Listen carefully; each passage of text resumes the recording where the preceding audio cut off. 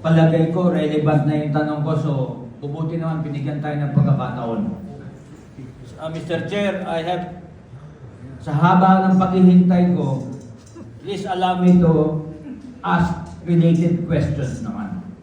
Sir, ang title ng pinakita niyong project ay River Restoration Project through dredging activities at the Alat and Lomos Rivers. What is the objective, sir? Now, what is the objective? Objective, to go with the original depth of the river. So, if you go to that level, what is the... Sorry medyo stress ako. Kanina pa ako naghihintay. Pasensya ka na. If you go to the original level, what is the objective? Sir, walang pinag-iba halimbawa sa isang banyo nyo, halimbawa, pag yung floor drain nyo, barato, magbabaha. Di ba? Alisin mo yung barato, nagbabara sa drain na yon, yung tubig, yung actual rainwater runoff will go smoothly. Hindi siya magkakaroon ng collection. Kapag ang tubig baha, hindi makalabas sa river, kasi ang river mo umapaw na yung river mo, meaning pati sa river banks, pati sa mga kabahayan, doon po aapaw yung tubig. Wala akong catchment volume. Kung tinanggal mo sana yung volume na yon, equivalent, ang volume mo kasi ng sun is equivalent to a volume of space. Okay. Di ba? Ito, yung space zone natin ngayon can be computed into a cubic meter. Okay. So yung cubic meter na ito, space na ito, alisin mo. Ito ngayon magiging collection ng water. Sir, excuse me. You are an architect. Yes, sir. May hydraulic engineer sa inyong grupo. Meron, sir. Where is he today? Baka hindi tayo magkakakipan eh. The question is this. When I look at it hydraulically, when you dredge a flowing river, you dredge, hukayin mo, paluwangin mo, can anyone here tell me what is the effect of dredging? Can anyone tell me? Siyempre, Can you tell me, sir? Baka may iba pa eh, ayaw ko muna ikaw. Pero kung walang sasagot, can you tell me the effect of dredging? Hydraulically, sir. hydraulically speaking, it gives the runoff, the water runoff on a smooth flow without getting interrupted on some instances, like if there's a portion of the river that is clogged, that volume of water that is subject sana to flow with the river, it will be stagnant to the plain area which is caused by That's why I asked if you have an hydraulic engineer. Kasi, hydraulically pare, I will call you pare. Kasi, hydraulically, pag nag-dredge ka with a flowing river,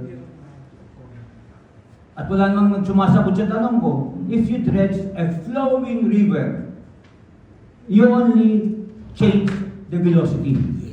Yes, that's one part only. Exactly. We have a flowing river. What is the other part? Sir, we have to check with the topography. Topography Of what? of your river. Kasi yung sinasabi mo, yung volume na tinatanggal na dredge, yung i-dredge natin, ang sinasabi mo ay i-replace siya ng similar volume na tubig. And that is not true. That's not the case. Bakit yung sabi, sir? Ang hydraulically, when you dredge, you only slow down the velocity. Kasi puro tubig yan eh. Remember? Puro tubig yan. When you dredge, the effect is you slow down velocity. Increase sedimentation. Yeah, that's another point. I will go to that point. So we should agree first that dredging, if you are not clear on your objective, dredging simply slow down the velocity of flow. Now, if you don't agree with me, then you have to ask you have to get your hydraulic engineer. So I have to answer your question again. Which question, sir? Which question? Yung the velocity. Okay. Okay. So we have this dredging master plan. Probably hindi nyo pa nakita. When we have this plan for our river to dredge, it is calculated by sections. Okay. Okay? with these sections, hindi po sila pare-parehas yung lalim. As it goes along, papalayo doon na halimbawa, 1 km, 2 km. Pababa na ho yan. Yes. Okay? So yung velocity mo niyan, yun ang ano. Okay? But, the velocity must cover the opening of your river. Okay? Hindi pwedeng mag-match. You cannot match a velocity without computing the river mouth. Kasi kung ang flow mo masyadong mabilis at hindi kaya ng river mouth, okay? Mabubulo na ng river mouth. Bebalik na kita, sir. Let us agree muna. Let us agree. Do you agree that dredging will only slow down velocity? Do you agree? It will not slow down kasi ang design namin, yung nga sinabi ko kanina sa inyo, with approval of the DPWH, naka-sloping ang design po namin. Kaya I can say to you, kasi hawak namin ang plano, kayo hindi nyo pa nakita yung plano. Nakita ko yung plano nyo. Engineering. Yes, your plan does not, ang mayroon kayong dredging, yes, may river restoration kayo. What is the objective? Yun na ako. To make the flow, and then the volume of the water that is subject to the coverage of that river stream area. So what is your purpose? Sir, hindi ko lang mo makuha yung ano nyo. Hindi, ang purpose yun. There should, pag ikaw mag-dredge, and dredging only slows down velocity, that is the effect of dredging. But what is your objective? Sir, my question to you, what is the width of the river mouth in Alan? I don't know. So, Yan ang sinasabi ko, sir. Sinabi mo kanina sa akin, nabasa mo yung plano eh. yes, O hindi ko ba't di mo masagot ngayon? What is the width of the river of Alan? I don't know. What is the width of the river of Lumos? But how is it relevant to my question? Sir, Sir, that's sir, the sir, answer, sir. sir.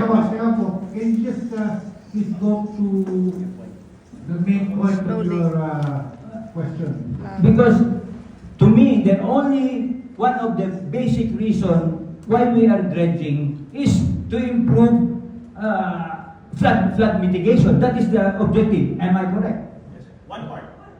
And what is the other part? It will resolve the other projects. Kung halimbawa, if we have the original riverbed, then the design of your river drives, mag-project man ang gobyerno, DPWH, at least, tama yung magiging design ng river drives. Yan. Okay, so ngayon po. So ibig po niyong sabihin, while you are dredging, wala pang plano about the river dikes or any infrastructure that will maintain the slope that you dredge. I agree. Kasi po, if you go to other countries, especially in Europe, Japan, US, yung slopes niya, meron niyang parang semento eh, na Yes. different levels. Pero dito po sa Bako, wala ganun. Wala pa siya. Kaya we have to go with the original restoration on the original Oo. depth. So basically po, ang gagawin lang, ihuhukayin. Yes. But Yes. because of the flow of the river, halimbawa, nagkabagyo tayo, bukas, kahit diretso na, magbabago na yung slope kasi malakas ang Kaya nga po, tubig. kung halimbawa sakaling dumami na yung volume, at yun lang kailangan nyo pa yung servisyo namin, yan po at yung process. Yun lang po. Our project is limited. Kaya po, based on that, dahil walang flood control infrastructure na gagawin nyo o gagawin ng flood control contractor ng DPWH, walang katapusan. Yung pagkakay ng buhangin. Hindi naman sa sir, barangay. kapag maayos na kasi lahat ng lahat ng participant sa flood control. This flood control is not only on the physical improvement. A part of the flood control is educating people na hindi magtapon ng basura sa ilog. Na hindi magtapon yan eh. It's all part of that. But I'm saying, the design of the river is already being subject to original riverbed. So, it's up to the DPWH to do your part. So, based po on your statements, isa-summarize ko lang, no? Ang sabi ni Mr. Agua, it will only increase the velocity of the water. Sabi niya, slow down the velocity. Yeah, slow No, down. no, no. It will slow down. Sorry. Slow down the velocity. But kung walang engineering infrastructure component yung excavation, hindi pa kompleto yung project niya. It will not actually solve the flood control issues po. Kasi wala pang dikes, wala pang river walls, wala pang mga sloping infrastructure na kailangan gawin. That's why we are confined with this limited timeline. So kailangan namin tapusin ito. So yun lang. Kung mayroong timeline din si DPWH based on that dredging master plan, dahil nireview nila to. So, let that be. Okay, So, pagkatapos namin, siguro baka may plano na sila. Okay, so- So, happens na wala po ang DPWH. Okay, so we will wait for the DPWH. Can we, request the Secretary to prioritize the DPWH for the next meeting? Then excuse me, may follow-up. Okay, last Kasi, question. my point is, our river at this point is a result of the continuing equilibrium on erosion and sedimentation process. Now, babalik, itinedredge mo yan. It will again, remember the present river, kahit nasa ang riverbed, this is the equilibrium of the erosion and sedimentation process. When you dredge, it will go back to the equilibrium condition. Now, ang sabi mo, go back to the original river. But today, erosion, sedimentation will occur again. So, dahil wala kayong katapusan na dredging process, then we will be only spending money for something that will recur. Remember, you are not spending money. This is no expense by the government. Limited kami doon sa project namin with this volume. Hanggang doon lang po kami. Huwag mo kami bibigyan ng judgment na hindi kami aalis dito.